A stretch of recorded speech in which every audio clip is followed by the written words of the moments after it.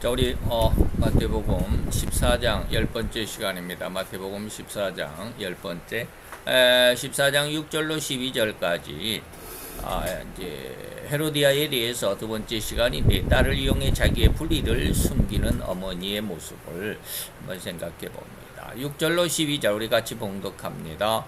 마침 헤롯의 생일을 당하여 헤로디아의 딸이 연석 가운데서 춤을 추어 헤롯을 기쁘게 하니, 헤롯이 맹세로 그에게 무엇이든지 달라는 대로 주겠다 허락하거늘, 그가 제 어미의 시킴을 듣고 가로되 세례 요한의 머리를 소반에 담아 여기서 내게 주소서 하니, 왕이 근심하나 자기의 맹세한 것과 그 함께 앉은 사람들을 인하여 주라 명하고 사람을 보내어 요한을 옥에서 목베어 그 머리를 소반에 담아다가 그 여호와에게 주니, 그가 제 어미에게 가져가니라.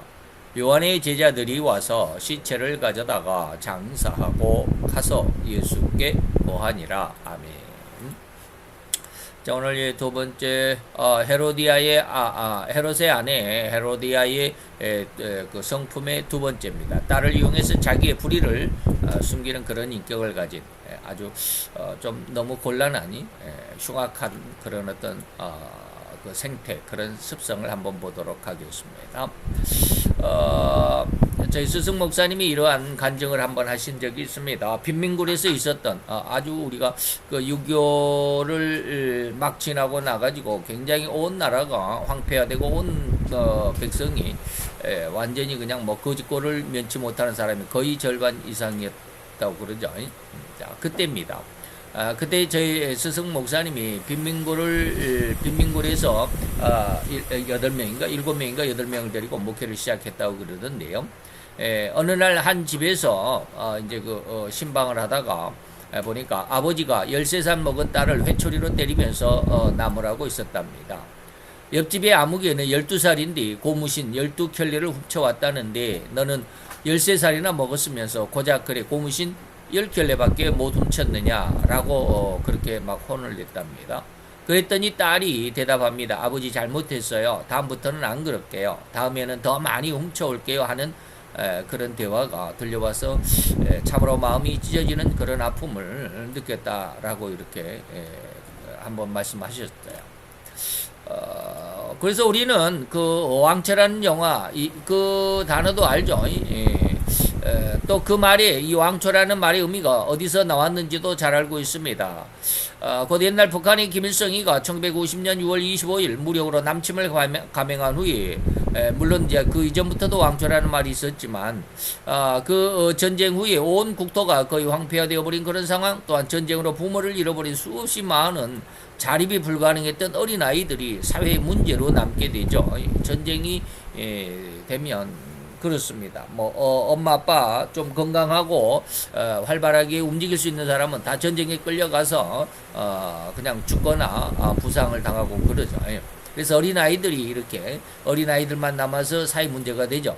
이러한 상황, 그 사회에서 이러한 어린아이들을 구호하지 못하고, 그래서 저들도 스스로의 생계 문제를 해결하는 그런 안타까운 그 안가한 힘을, 저들끼리의 무리를 자연스럽게 만들어가는 그런 어떤 그 모습이 형성이 되죠.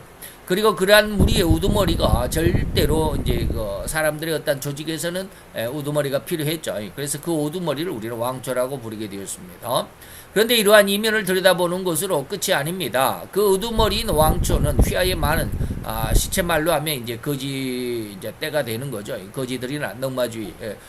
옛날에는 큰 대나무로 만든 등짝에 큰 바구니를 짊어지고, 옛날에는 그 종이 조각들 그런 것들 막 주스러 다녔죠. 이거 넝마주의라고 그러죠. 넝마주의들을 등치는 역할도 그 이름에 들어있는 왕초라고 하는 이름에 들어있는 하나의 의미죠.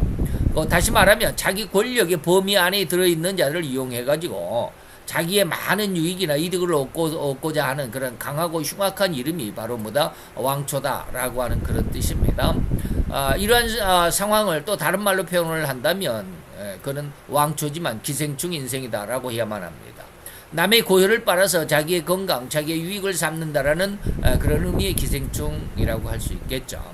심지어 여기 헤로디아는 바로 그런 기생충과 같은 상황에 자기 딸을, 자기의 친딸을 사용하고 있는 아주 흉악하고도 사악한 짓을 서슴지 않았던 그런 인품이다 라고 말하는 거예요. 그래서 오늘 제목이 불의의, 자기 딸을 이용해서 자기의 불의를 숨기는 그런 아주 흉악한 성품이다 라고 하는 것이죠.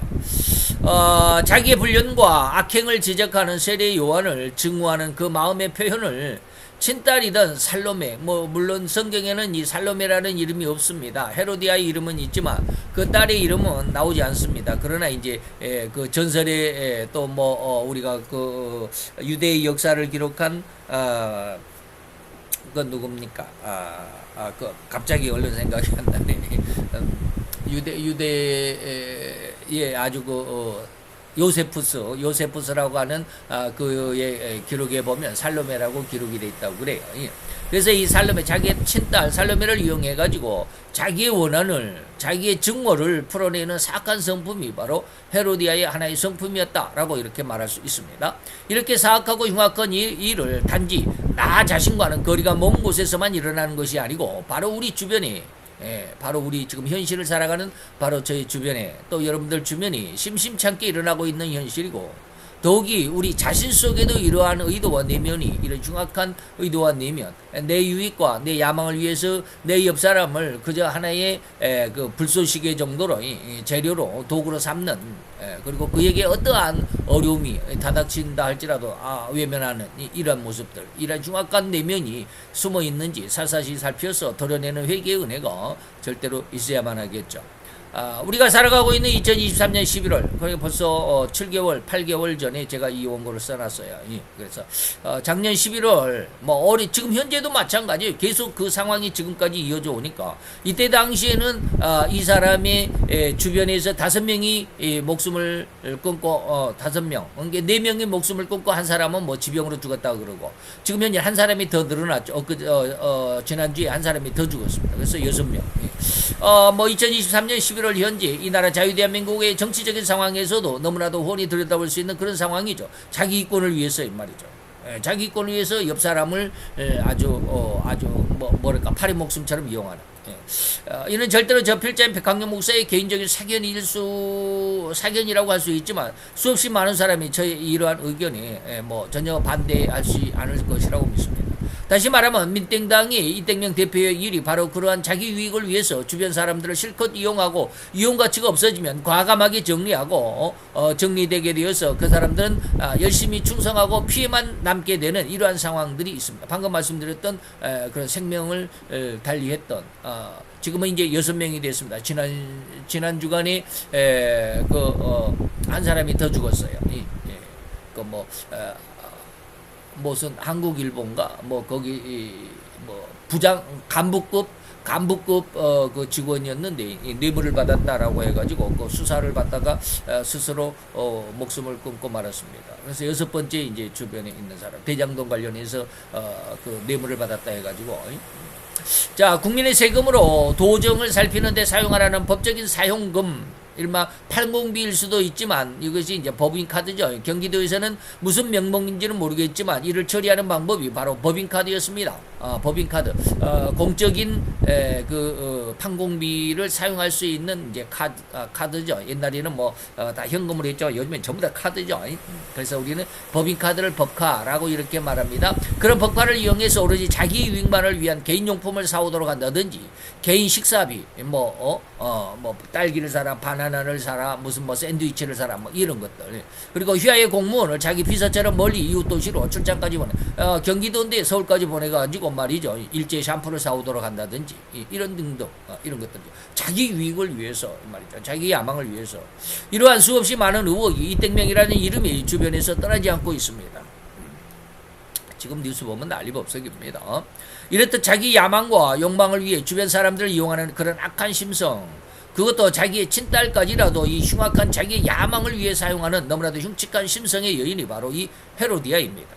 오늘날 우리도 역시 주님의 성도라고 자부하면서 이렇듯 확연하게 드러나는 죄악이 아니더라도 은연중에 우리의 자녀들을 우리가 이제까지 이루어내지 못했던 이러저러한 것들을 대신에 이루려고 하는 의도를 어렵지 않게 발견할 수 있는 또한 그런 측면이 있습니다. 다시 말하면 엄마 아빠가 판검사가 되고 싶었는데 되지 못했다고 하면 그런 어떤 쉽게 말하면 이제 뭐 어떻게 보면 이제 한풀이라고 그러죠. 내가 못했으니까 내 아들 내 딸에게라도 한번 이뤄보고 싶어. 그래서 그런 부분은 자기 자녀들을 무슨 수를 써서라도 꼭 인류대학에 그리고 법대에 가라고 강권하는 일을 너무나도 쉽게 찾아볼 수 있지 않은가 말입니다. 요즘에는 이런 일들이 조금 많이 없어지기는 했지만 옛날에는 이런 일들이 많았습니다. 그렇게 판검사가 되어야 세상에서 성공했다고 이웃에게 온 동네에 자랑거리가 되고 그러한 자랑으로 스스로 자부심을 삼는 예가 너무나도 많았습니다. 이러한 안타까운 심성이 신앙 안으로 들어와서 예수님의 보혈로 씻음을 받았다라고 할지라도 이러한 그 인간적인 욕심과 야망은 절대로 없어지지 않습니다. 그래서 이러한 내용들 예수의 십자가 앞에서 모든 죄를 용서받았는데 왜 그런 죄가 없어지지 않았느냐 늘 말씀을 드렸습니다. 그래서 예수 십자가 앞에서의 예수의 보혈로 죄 용서함을 받은 것과 보혜사 성령의 책망으로 인해서 죄를 용서함을 받는 것과 질적으로 좀 다르다라는 이런 말씀을 많이 드렸습니다. 그 세상과 세상 법칙에 이미 완전하게 점령당한 인간의 성품은 예수 그리스도 십자가 대속의 보혈로는 청결함을 얻지 않도록 하나님께서 그렇게 규정을 하셨습니다. 다시 말하면 십자가의 대속은 절대로 인간을 죄로 인해 영원한 지옥과 멸망으로부터 구원의 은혜일 뿐입니다. 구원의 은혜입니다. 우리의 죄로부터의 완전히 청결되는 청결의 은혜는 아니다라고 하는 것입니다. 청결의 은혜는 아니고 구원의 은혜일 뿐이다. 늘 말씀을 드렸습니다. 그래서 인간 심성 속에 있는 죄성은 해결하지 않습니다. 죄성은 해결하지 않습니다. 이 죄성을 해결하는 게 바로 보혜사 위로의 성령이다 라고 그랬습니다. 그 인간 내면의 죄성은 절대로 예수님의 부활과 승천 이후에 오실 보혜사의 위로의 성령님의 3대 책망으로라야만 이것이 이 내면의 죄성을 인간 속에 들어있는 이 죄성을 해결할 수 있다라고 그랬습니다. 무엇이? 성령님의 3대 책망으로라야만. 이건 예수님의 십자가의 대속의 그 보혈로 우리의 죄성을 해결하는 게 아니다 그랬습니다. 이렇게 3대 책망으로라야만 해결할 수 있도록 하나님께서 그렇게 정했다 이 말입니다. 그래서 사역이 분간되어 있다. 예수님은 성부 하나님은 우리를 구원하시고자 계획을 하셨고 성자 예수님은 십자가에 죽어서 우리를 구원하셨고 성령 하나님께서는 우리의 심성 속의 모든 죄까지라도 다 청결하게 깨끗하게 하셨다라고 하는 것입니다. 이것이 바로 하나님의 삼위 하나님의 분담 사역이다. 곧 예수 십자가의 대속은 구원의 은혜요 성도됨을 의미함인데 일단 이렇게 성도가 되었을지라도 여전히 성도의 심성 속에는 죄를 지을 수밖에 없고 또 죄를 짓고자 순간순간 폭발하는 이러한 죄성을 성도는 절대로 감당하지도 못하는 그러한 죄의 엄청난 큰 능력입니다. 그래서 이런 성도들의 상태를 저는 늘 세상과 세상의 법칙에 굴복하는 그러한 인간의 모습이다. 구원을 받았다 할지라도 구원은 받았지만 죄성에는 아직도 해결되지 못하고 있다. 자, 이런 성도들의 생태에서는 절대로 이 세상과 세상 법칙에 굴복해야만 하는 삶일 뿐입니다. 성도라고 할지라도 우리는 세상에 살아갈 수밖에 없죠. 왜? 먹어야 되고 또 입어야 되고 먹으려고 하면 또 입으려고 하면 다시 말하면 뭐 음식 뭡니까 쌀을 사고 반찬거리 배추 같은 이런 뭡니까 야채들을 사야 되고 또 과일을 사야 되고 또 하는 것 그다음에 옷을 사야 되고 신발을 사야 되고 이런 것들을 하려면 뭐가 필요해요? 돈이 필요해요. 돈이 필요해요. 그러면 돈이 필요하면 어떻게 해야 돼? 일을 해야죠. 그래서 목사들은 물론 이제 교회가 있으면 교회 속에서 사례비를 받으니까 그렇다라고 이제 일반적인 직장 생활을 안 한다라지만 근데 참 이런 말을 하면 또 시간이 가고 또 이런 말을 해야 될지도 잘 모르겠지만 직장 생활을 안 해본 그냥 오로지 목회만 하는 목사님들은 더욱이나 또 어느 정도 이제 자립이 돼가지고 목사님들이 300만 원 이상 한 500만 원 아니면 1000만 원 1000만 원까지는 안 가더라도 그렇게 이제 대형 교회가 되면 이제 1000만 원 정도 월급을 받겠지만 사례비라고 그러죠. 이 목사님들은 그까지는 안 간다 할지라도 중형 교회쯤 되면 한 300에서 500만 원 받겠죠. 300에서 한 700만 원 보통 한 500만 원 받습니다. 그러면 안타까운 게 뭐냐면요. 자기에게 주어지는 그 사례비가 어디서 온 줄을 몰라요. 어디서 온 줄 모른다는 말을 이해해야 합니다. 아니, 뭐, 성도들이 다 헌금한 거죠. 성도들이 헌금한 거죠. 라고 이렇게 말할 수 있지만, 성도들이 어떻게 돈을 버는 줄을 모른단 말이에요. 그 느낌이 없어요. 성도들이 직장에서 얼마나 힘들게 일을 하면서 돈을 버는 줄을 몰라요. 왜? 목사들은 체험이 없기 때문에 그래요. 제가 직장 생활을 하면서 느낀 게 바로 그런 거예요. 야, 성도들이 이렇게 힘들게 돈을 버는구나. 이렇게 힘들게 직장 생활을 하는구나. 어쩔 때는 그냥 하루에 12번도 그냥 때려치고 그냥 사표 냈고 그냥 가버리고 싶어요. 그저께도 그래. 같이 그만은 이제 뭐 저희 같은 이제 직종은 아니지만 다른 분이 그날 조금 일을 하다가 나중에 알고 보니까 다쳤나 봐요. 어떻게 비가 많이 왔잖아요. 그렇게 비가 많이 오니까 그냥 그 빗물을 정리하려고 하다 보니까 물이 있어가지고 물속이 깊이가 웅덩이가 있는지 없는지 모르잖아요. 그런데 밟아가지고 그냥 푹 빠졌나 봐. 그래가지고 그냥 이 허벅지랑 이 어깨 쭉지랑 그냥 막 긁히고 그래서 좀 일찍 가더라고요. 나한테 그게 내가 왜 갔냐고 뭐 물어보지도 않았는데 저쪽에서 그냥 가더라고. 그래서 그런가 보다. 그리고 그 다음 날 이틀 후에 보니까 안 나왔어. 안 보여. 아침에. 그래서 이 사람이 왜 안 나왔지? 그 일찍 그저께 그 일찍 갔는 그러면은 그냥 아예 집에 갔나? 사표 내고 갔나? 뭐 이런 생각을 하고 있는데 시간이 한 11시쯤 됐는데 와가지고 내 뒤에서 으이! 그러더라고. 나는 아침에 안 보이길래 난 또 그냥 집에 갔나 했죠? 그랬더니 이제 그런 이야기를 하더라고요. 나는 여기를 떠나면 일할 곳이 없으니까 이렇게 힘들고 어려워도 이렇게 어려움을 당해도 나는 그냥 집에 일을 해야 된다. 직장을 나와야 된다. 그런 이야기를 하더라고요. 참 그 말을 들으면서 마음이 조금 짠했어요. 어디 갈 데가 없어요. 이제 나이가 들면 나보다 5살이 많아요. 그러니까 뭐 거의 이제 70이죠. 5살 많으면 69세니까 내가 64시니까 만으로 64시니까 그분이 이제 69이 되겠잖아요. 이게 어디 가면 써줄 데도 없고 그래서 여기서 끝날 때까지 여기서 있어야 된다. 이게 바로 세상의 법칙에 살아가는. 그렇게라도 돈을 벌어야 돼. 그래야 내가 먹을 것을 살 수 있고 입을 것을 살 수 있고 집에 세금도 낼 수 있고 그렇단 말이에요. 근데 목사들은요, 뭐 300만 원, 500만 원, 700만 원 이 정도 그 이상 이렇게 교회가 어느 정도 성장해가지고 그 사례비를 그렇게 받는 사람들은 그렇게 받는 목사들은 목회자들은요, 성도들의 그런 피땀 흘린 돈이라는 걸 이해를 못해요. 그 현장을 안 가봤습니다. 그런 현장에서의 체험이 없으니까. 그래서 참 안타깝다라는 그런 생각을 많이 하는데 어쨌든지 그렇습니다. 우리 성도들은 바로 그런 어떤 생태 속에서 내가 먹고 살아야 되니까 입고 살아야 되니까 그래서 세상 속에 살아가면서 뭘 해야 되느냐? 세상에 다시 말하면 제가 늘 이야기했던 세상과 세상 법칙에 굴복할 수밖에 없는 세상과 세상 법칙에 그냥 따라 살아갈 수밖에 없어요.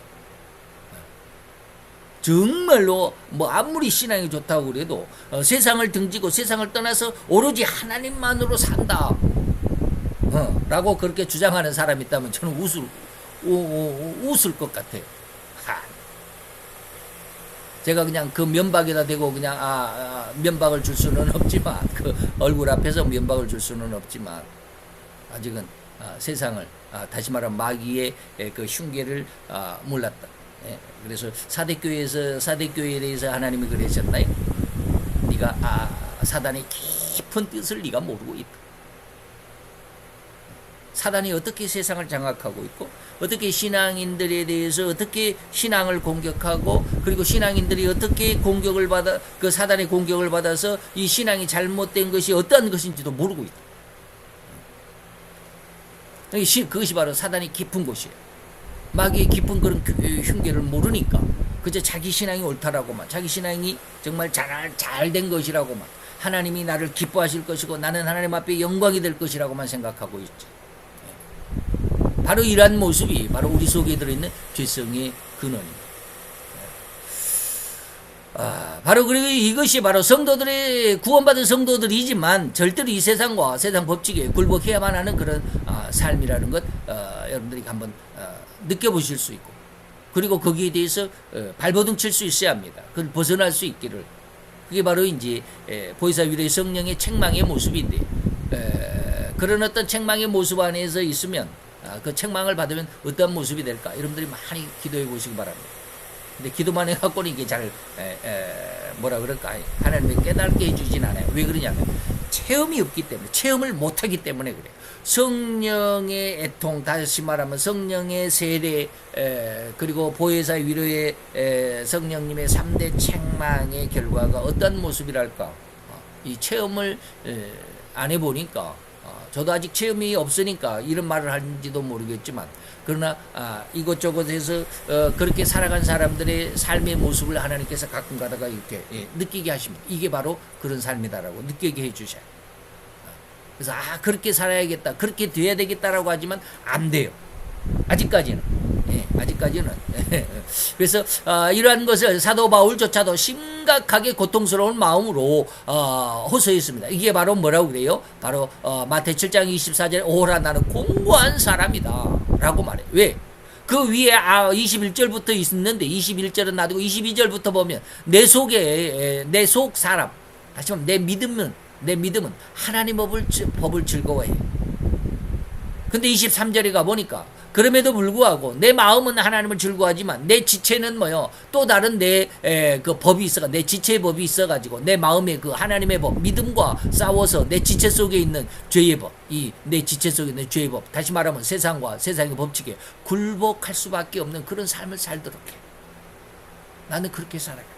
나 돈 없으면 지금 당장이라도 직장 때려치면 누가 뭐 우리 아들이 뭐 돈 잘 번다 그래가지고 나 한 달에 300만 원씩 줄 거예요? 안 줄 거예요.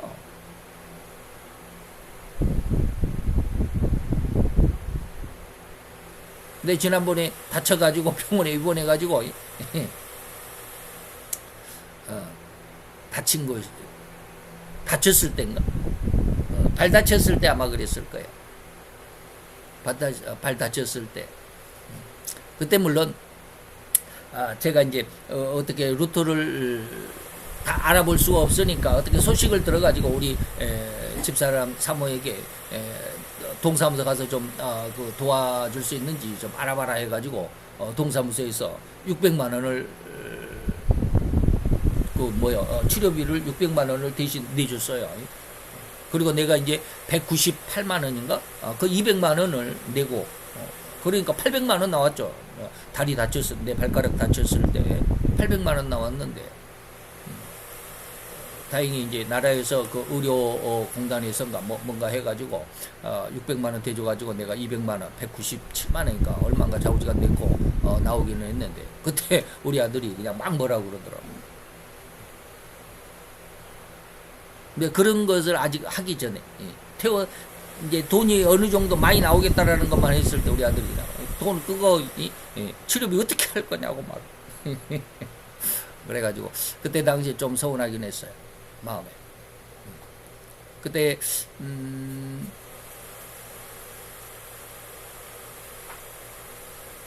그리고 또 이제 뭐 심근경색이 있을 때도 처음에는 그냥 뭐 스텐트 하나 봐. 근데 처음에 이제 뭐 치료비가 얼마인지 모르니까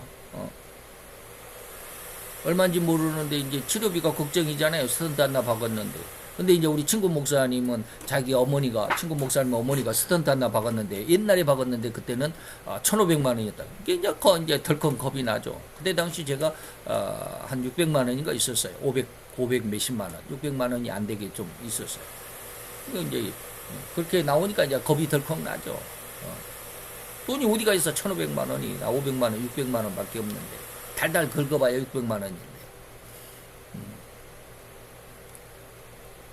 그래갖고 이제 하도 답답하니까 이제 그 원무과에 가서 혹시나 치료비가 얼마 나왔습니까? 라고 그러니까 480만 원인가 50만 원인가 480만 원인가 그 정도 나올 거라고.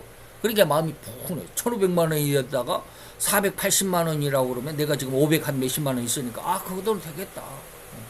그래서 마음이 푹 놓였어요. 그리고 나가지고 이제 막상 퇴원하려고 원무과에 가니까 그때도 그때도 거의 200만 원 가까이 나왔어요. 그래서 아니 어저께 내가 물어볼 때는 450만 원이라고 그러더니 왜 그거 분명히 내 거 치료비 맞냐? 나 백황령이다 라고 그러니까 맞다고. 그래서 이제 200만 원 내고 이제 나오긴 했는데 그 돈이 없으면 어떻게 해요? 그런 거잖아요. 바로 이게 우리 속마음, 내 지체 속에 있는 세상의 법칙, 세상과 세상의 법칙을 따라 살아가야만 하는. 그때 뭐 막 기도하면 돈이 나올까? 물론 기도하면 진짜로 돈이 나올까? 물론 그렇게 해야죠. 근데 그게 현실적으로 안 되더라고요. 제가 뭐 이런 말 해서 그러는지 모르지만 제가 이제 목사가 된 지 얼마 안 돼 가지고 그때 이제 그 오살리 기도원이 기도를 갔다가 혼자 기도원이 금식 기도를 하고 있다가 어느 날 무지하게 머리가 그냥 쪼개질 듯이 아프더라고요. 그래서 이제 식당에 그 매점에 가가지고 혹시 두통약 있느냐, 두통약 있으면 좀 줘라 그랬더니 그 매점 아가씨가 뭐라고 그런 줄 아세요?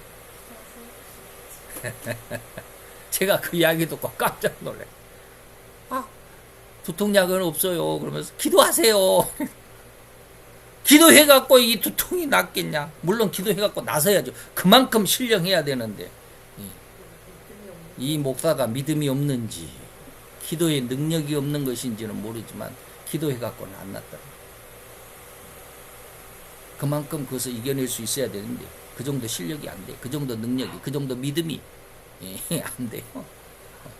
기도해갖고 당장에 500만 원, 600만 원 그런 어떤 기도하니까 무슨 뭐 저기 조지 뮬러 같은 목사님은 뭐 기도하니까 그 다음에 즉시로 그냥 그 뭐 자기 그 고아원의 애들 먹을 것이 없었는데 먹을 것이 오고 막 야 참 그러면 괜찮은데 말이죠. 아직까지 좀 그래요. 바로 이것이 바로 우리 육체의 법이거든요. 내 지체 속에 있는 죄의 법 아래로 나를 사로잡아 간다. 이것은 뭐냐? 내가 세상의 법칙에 굴복해. 기도하면 머리가 나을 텐데 왜 기도를 안 하세요? 근데 나는 기도해도 머리 두통이 안 가라지는데 이게 내 지체의 법이에요. 항상 나는 그렇게 살아가요.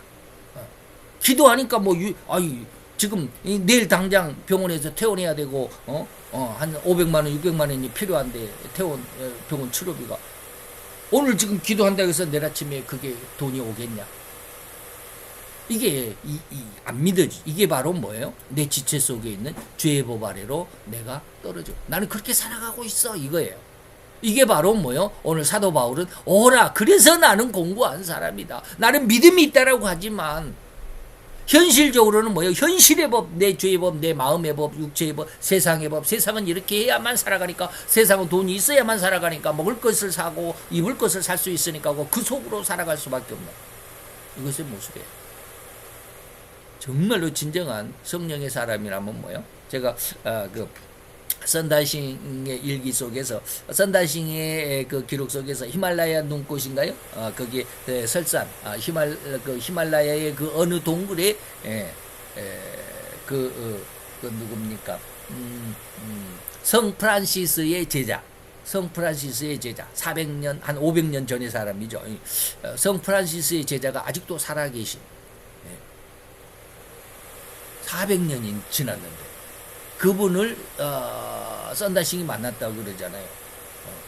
그런 이야기를 들으면서 그런 이야기를 보면서 야 진짜 성령의 사람이라면 그렇게 사는 건데 그분이 이제 특별하게 하나님께서 살도록 하셨으니까 400년을 살 수 있지만 우리가 야 나도 기도하면 400년을 살 수 있을까? 그거 안 됩니다. 안 된다고 제가 이렇게 믿음 없는 소리일까요? 아니에요. 안 돼요. 그분은 특별하게 그렇게 말씀하셨어요. 하나님이 내 생명을 연장해서 나를 이러한 사명을 주어서 기도하라고 했다. 기도하는 사명을 줬다. 그래서 거기에 자기 기도하는 사명이 나와요.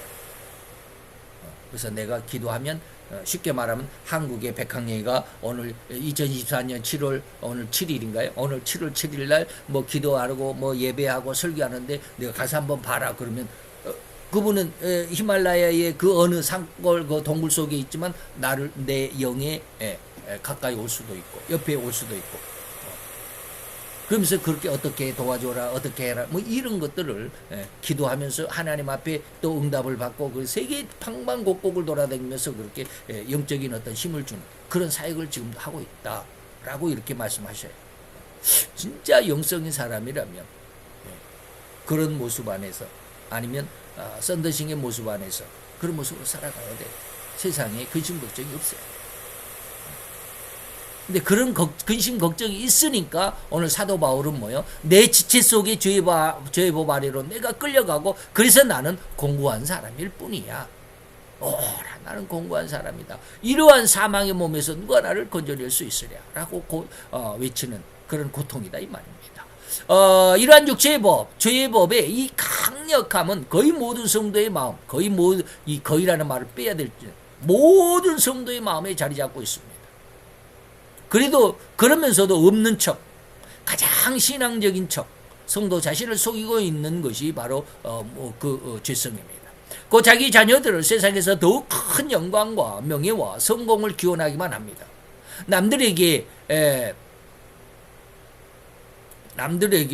이나가 뭐야? 뭐가 빠졌네 글씨가. 요걸로 없애야 되겠다. 남들에게는 가장 친한 친구일지라도 절대로 나의 경쟁자일 뿐이지. 그리고 내 친구를 짓밟아야만 내가 성공할 수 있을 뿐이라는 그런 어떤 진화론적인 그래서 약육강식의 이러한 사고방식을 주입을 하면서 이게 바로 세상의 법칙이에요. 약육강식. 이러한 사고방식, 약육강식의 그런 사고방식을 주입하면서 자기 자녀를 위한 공교육, 사교육을 마다하지 않는 그런 모습이 우리 성도들에게도 있다 이 말입니다. 그러면서도 자기 자녀들이 얼마나 신앙으로 성장하는지에 대해서는 절대로 관심조차 없는 듯이 보이기도 하지 않는가 이 말입니다. 그리스도를 본받아 저희 스승 목사님이 그 책을 읽으셨다라는 말을 저도 들었고 설교 시간에 들었고 그래서 아마 그런 말씀하셨는지도 몰라요. 우리 오늘날 성도들이 목사님이 와가지고 성도들이 자랑하는 게 뭐냐? 우리 아들 이번에 서울대학에 입학했어요. 우리 아들 이번에 연세대학에 입학했어요. 이번에 합격했어요. 우리 아들 이번에 삼성그룹에 취업했어요. 이런 것을 목사님에게 와서 자랑을 하지만 단 한 사람도 만나보지 못한 것은 뭐냐면 그 부모가 목사님 이번에 우리 아들이 성경 일독했대요. 우리 아들이 이번에 뭐라 그럴까 한 40일 작전 기도 해가지고 이렇게 해가지고 작전 기도를 끝냈대요. 이러한 말을 한 사람을 한 사람도 만나본 적이 없어요. 그래서 그리스도를 본받아에 바로 그런 말이 있더라고요. 저도 그냥 지금 한 30번 정도 계속 읽어가는데 한 50번 정도는 읽으려고 그래요.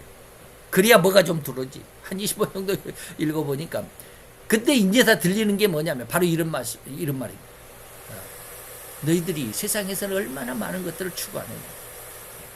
이것을 가지려고 저것을 가지려고 명예를 가지려고 이것을 세상에서 성공하려고 세상에서 승진하려고 좀 더 좋은 거 좀 더 좋은 직장 이런 것들을 하지만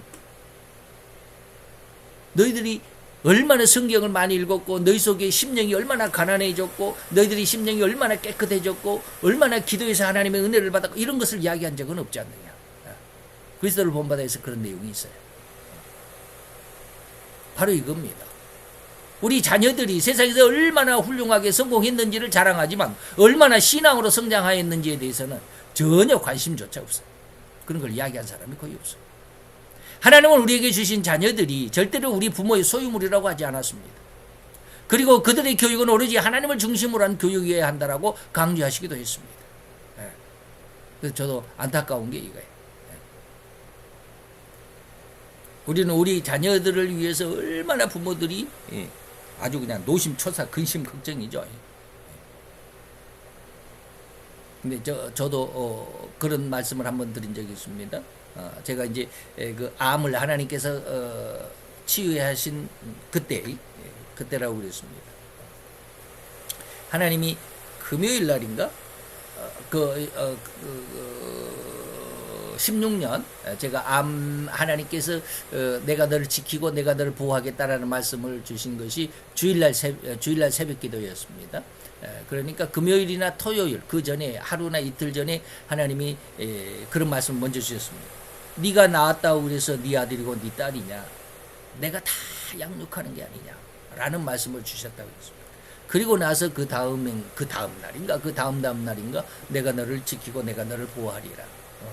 그래서 이제 내가 대장 내시경을 하고 그래서 암이 발견되고 그러면서 하나님께서 나를 지키신다고 그랬으니까 내가 걱정은 없겠다라고 걱정까지 지금까지도 암에 대해서 걱정하는 마음은 눈꼽만큼도 없어요. 희한하게 암에 대해서는 관심이 없어요. 생각조차 없어요. 화장실 갈 때만 힘들고 요즘에는 하나님 앞에 늘 그런 기도를 합니다. 하나님, 내가 이렇게 화장실 이렇게 자주 왔다 갔다 하는 거 내가 다 내가 감당한다라고 하나님 앞에 기도는 했지만요. 내가 이렇게 화장실 왔다 갔다 함으로 인해서 남에게 부담이잖아요. 내가 내 자리를 떠나야 되죠. 화장실 가는 동안. 하루에 한 4번, 5번씩 그냥 왔다 갔다 해야 되는데. 그러면 다른 사람이 내 자리를 지켜주고 있어야 되잖아요. 그럼 그 사람한테 또 자우지간 그런 어떤 부담감이 있어요. 그래서 하나님, 난 정말 남에게 부담 주는 거 정말로 싫은 사람입니다. 하나님 나 아시잖아요. 하나님 나 이런 거 싫습니다. 내가 이렇게 힘든 것은 괜찮습니다.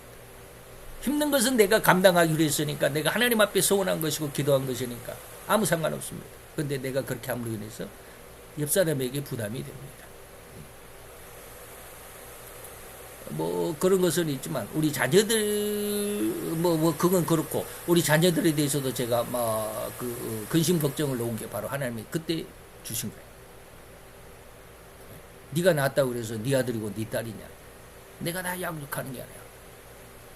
그 말씀을 듣는 순간 우리 아이들에 대해서 모든 근심 걱정이 그냥 느낌이 그렇게 확 내려지는 느낌을 받았어요. 그래서 요즘에 우리 아이들한테는 이게 거의 불감증 같이 아무 말도 안 하지. 그래도 마음이 전혀 없는 것은 아니지만, 그래, 하나님께서 능히 하시겠죠. 하나님께서 저들을 회개시켜서 쓰신다고 했으니까 내 마음에는 좀 안타깝지만 하나님이 하신다고 그랬으니까. 그래서 요즘에 하나님 앞에 그렇게 기도한 적도 많아요. 내가 너무 이렇게 부담이 되니까, 다른 사람들한테 부담이 되니까, 하나님 이 밤에 그냥 나 데려가셔도 좋아요. 그런 기도를 많이 해요. 우리 자녀들에 대한 거 나는 걱정 없어, 하나님이 하신다고 그러셨잖아요. 우리 자녀들 절대로 부모의 소유물이라고 생각하지 않고, 그것도 안타깝지만, 물론 이제 내가 그런 걸 몰랐기 때문에 어렸을 때 우리 자녀들을 그렇게 하나님의 말씀을 하나님 중심으로 교육하지 못했던 것도 안타까운 것은 사실이에요. 그래서 앞으로 제가 이제 뭔가를 하게 되면, 하나님이 주신 사역을 감당하게 되면 인재 교육을 위한 그런 교육을 좀, 그런 기관을 한번 설립해야 되겠다. 그 장학 사역을 좀 해야 되겠다라는 그런 말씀도 가끔가다 드린 적 있잖아요. 바로 이거 하나님 중심적 그런 교육이 돼야 됩니다.